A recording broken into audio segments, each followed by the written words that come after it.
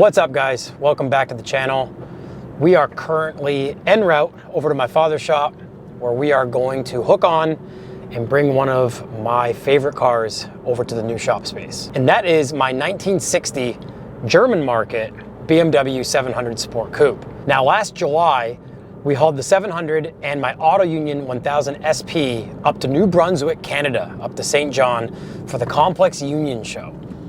Both those cars fit on my 24-foot open trailer, and we made the long haul from Chattanooga, Tennessee, all the way up to St. John, which was almost an insult to injury because I'm from New Hampshire, which is only a 6-hour drive from St. John, New Brunswick, and I've currently moved back to New Hampshire. So obviously our first trip up to see the Complex Union guys was from 1,500 miles away or so.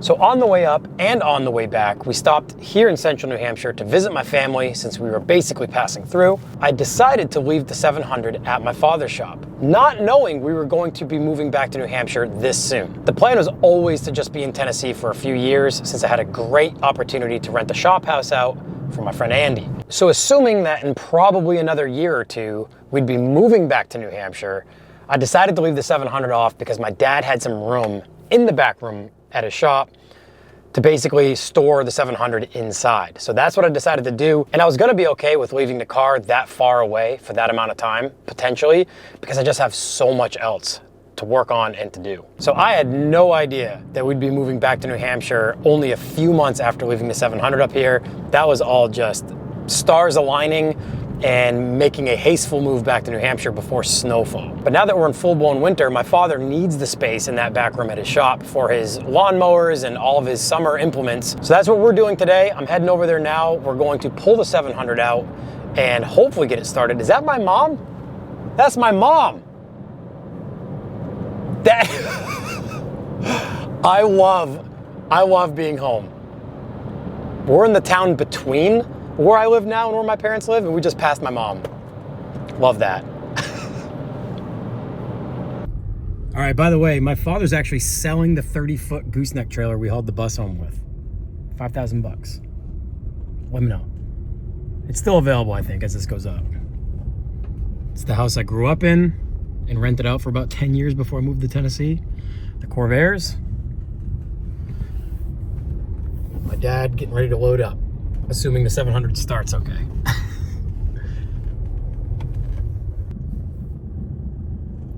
Soon.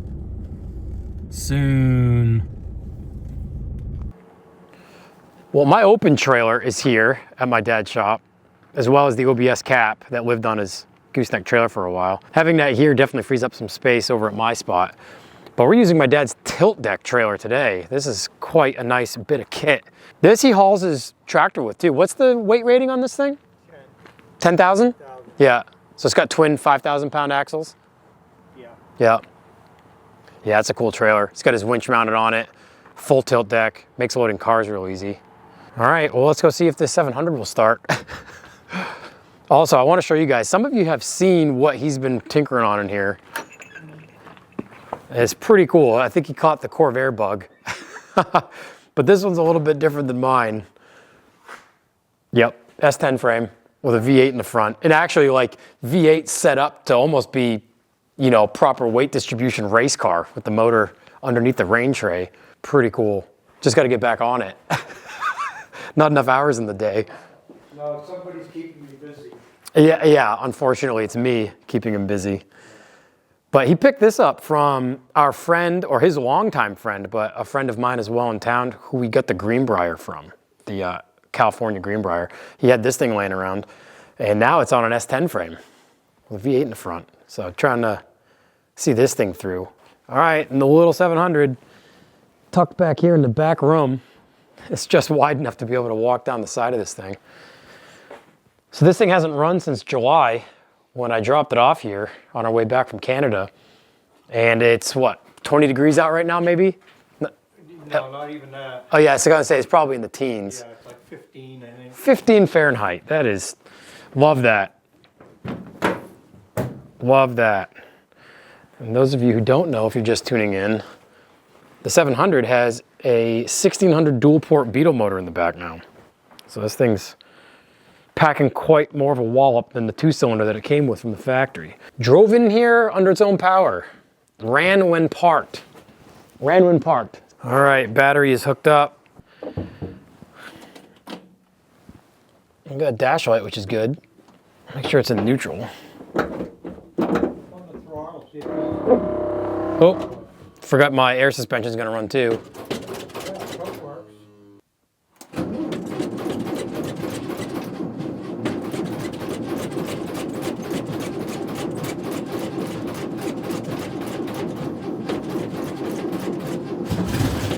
Oh, she's gonna go now. I've got a little bit of a fuel leak at the line. Oh, really? Huh. Right at the top, at the carb, it looks like. You saw it coming out right here? Huh. It just started getting wet around it. Yeah, it's a new line.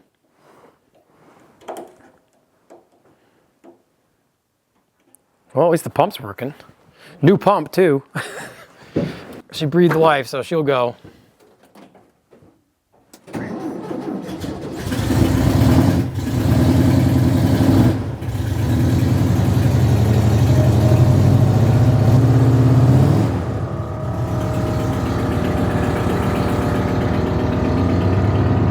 I got a leak somewhere in the air tank, it looks like. It stayed aired up though, which is nice. I don't have any leaks in the air system throughout the car.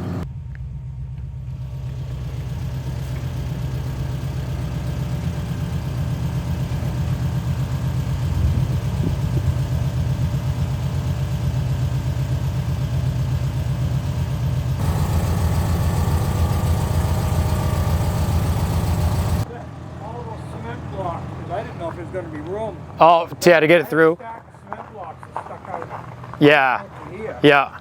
So I moved them so you probably can make the swing. It's a tiny little thing, unlike this thing.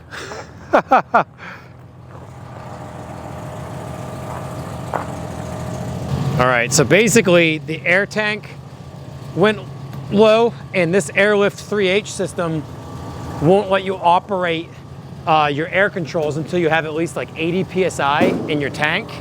And we're only at 30 PSI. So we're gonna plug my dad's shop air into the tank because I have an air chuck on this tank to help get the tank over 80 PSI faster to alleviate workload on the compressor in the car so we can get it up high enough to get it off this pad and outside.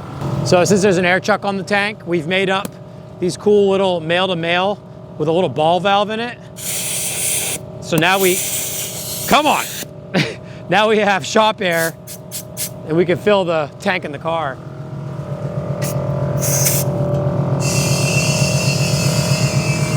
That'll help. Is there a max? This would be like 120. Yeah, 150. Yeah. It'll shut this compressor off at 150. It looks like we got PSI in all the tires.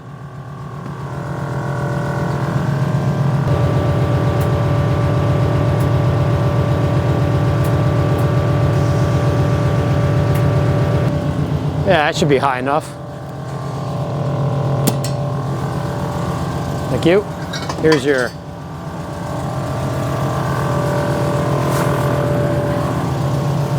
well, the fact that it stayed idling this long is nice.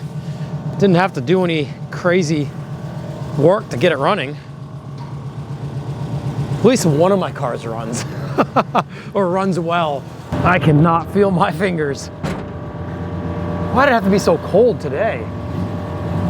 Compressor's at 149, so it should shut off. Yep.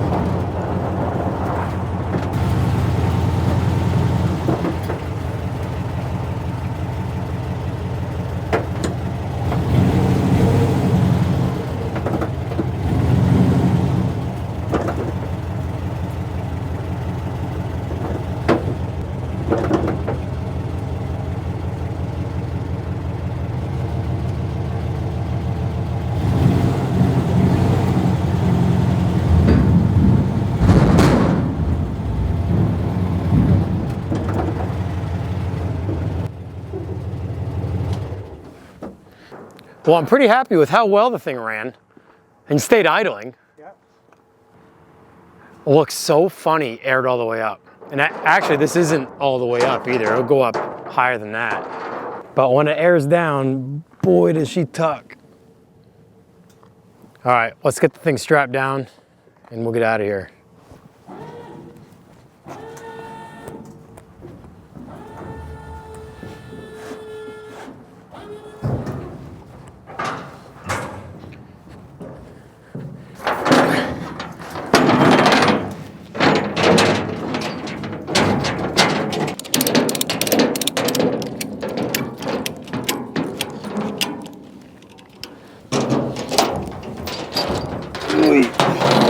It's nice and warm under here where the motor's been running. I think I'll just stay right here. Grab a pipe and warm your hands up. Yeah, I think I'll stay here. It's hard to move your hands when you can't feel your fingers. To the untrained eye, it looks the same as it did when we hauled it out of the woods. Almost.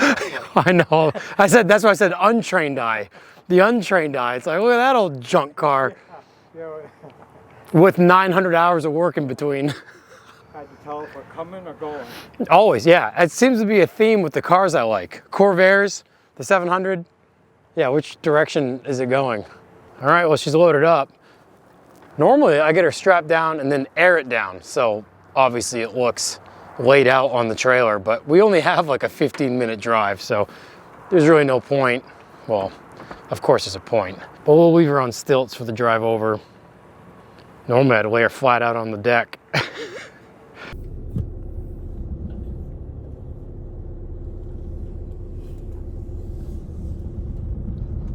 What a bizarre, bizarre little car.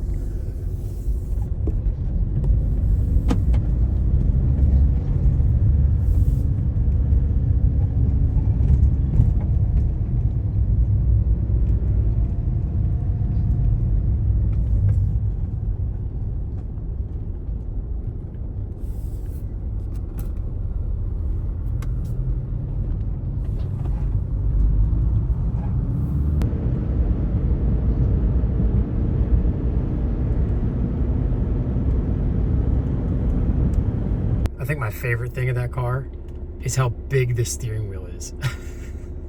That's a factory Volkswagen Beetle steering wheel. It's just a custom horn ring and center button. I just love how much it sticks up in view of the windshield and back window. Beautiful Meredith, New Hampshire. The bay's finally starting to freeze up. Ice racing boys will love that.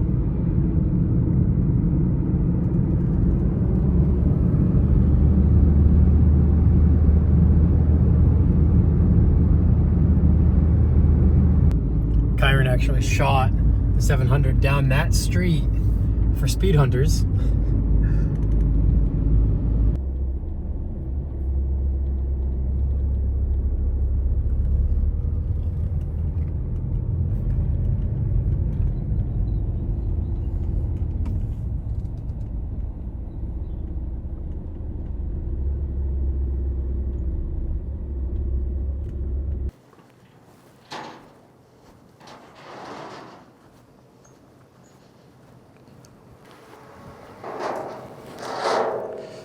It is not any warmer over here. I'll get in there. Ooh.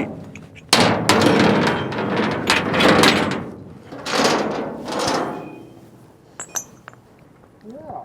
Don't worry, guys. Supervisor and foreman is on the job. What are you doing, huh? Silas, are we doing a good job? Are we doing a good job, buddy? Huh? Are we doing a good job? Does that mean yes? Check the straps, make sure they're all rolled up good. You're all set. Good?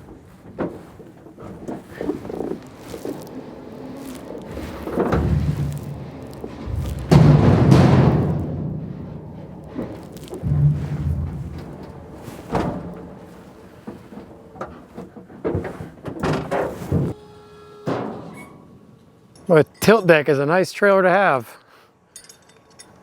Yeah. No more lugging ramps. Yeah.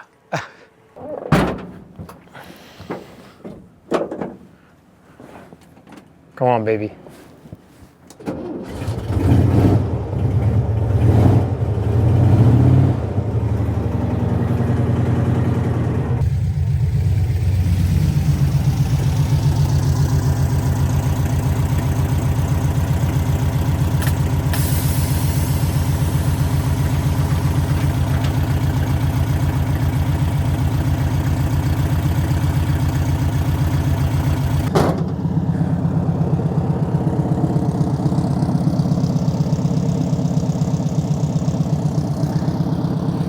All right, guys, well, the BMW 700 is at the new shop, at the new house.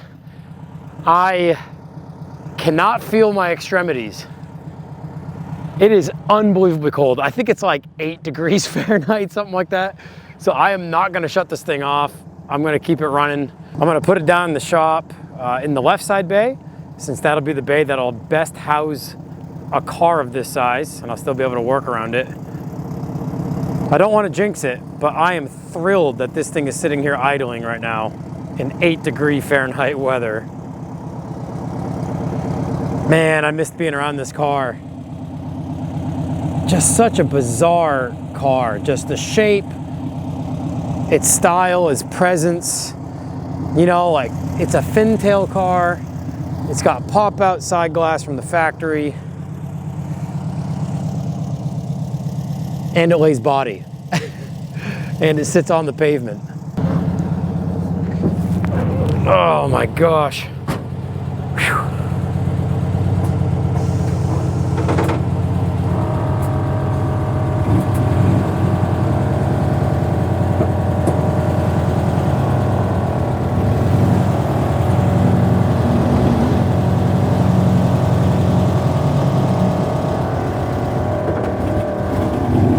Don't do that.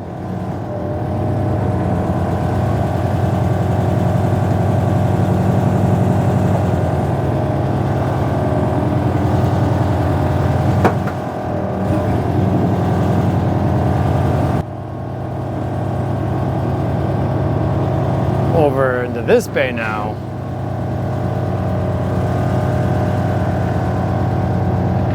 Next to the other air-cooled turd.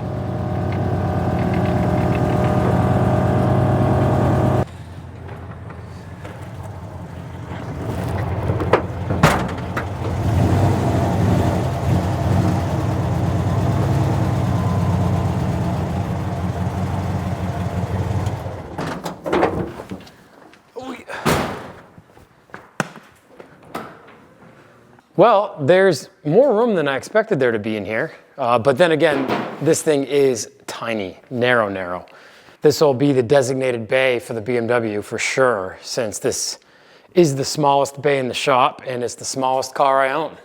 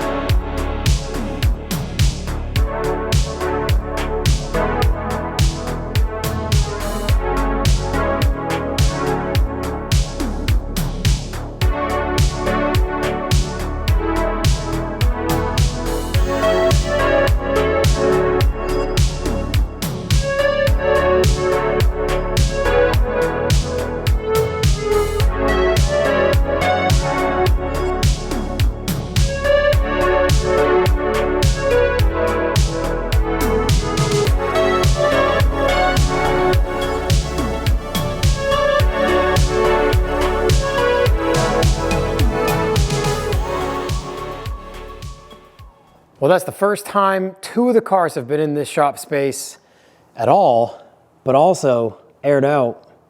but I am super happy with how far the shop has come. I still feel like we're not there yet, but we've made a ton of progress since we got here, out here certainly, in here most definitely, in the laser machine room. I mean, I still can't believe the transformation this room has had, and I am certainly not hating the view from the laser room. Not bad. Well guys, that's gonna do it for this episode. Just a quick one, getting one of my other cars back over here to the new shop in the new space. I've mentioned it before, but this upcoming year, I'm really stoked to be working with Max and Eva Resto on yet another one of my air-cooled cars. They worked with me on the 64 Beetle and the 1000 SP, and we're going to be working together on revamping the 700. And I'll go into detail once we get to it, but ultimately we're going to be tubbing the rear and narrowing the front even more, which will involve having to rebuild the tube chassis my father and I built inside the body. But we're gonna be doing that so I'll be able to run a 15-inch 3-piece split wheel. Because right now, those custom steelies that my father and I made are the only wheels that'll fit under this car, because no one else makes a 15x4 plus 68 offset wheel. So gonna make sure to dive into this car later on this year, so stay tuned for that. More air-cooled content coming up. Gonna be diving into getting this Corvair running better and the 1000 SP running in general. So thanks so much for watching, guys. We'll see you in the next episode.